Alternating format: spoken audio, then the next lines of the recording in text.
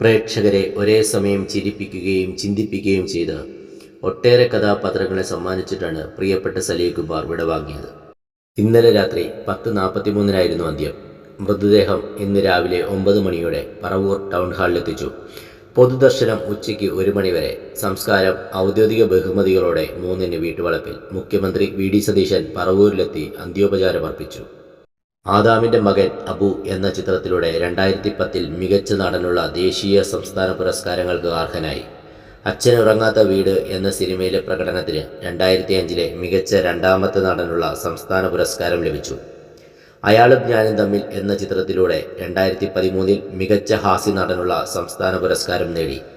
കറുത്ത ജൂതൻ എന്ന ചിത്രത്തിലൂടെ മികച്ച കഥാകൃത്തിനുള്ള 2016 സംസ്ഥാന പുരസ്കാരത്തിന് അർഹനായി. 2013 മികച്ച നടനുള്ള സംസ്ഥാന ടെലിവിഷൻ അവാർഡ് കരസ്ഥമാക്കി.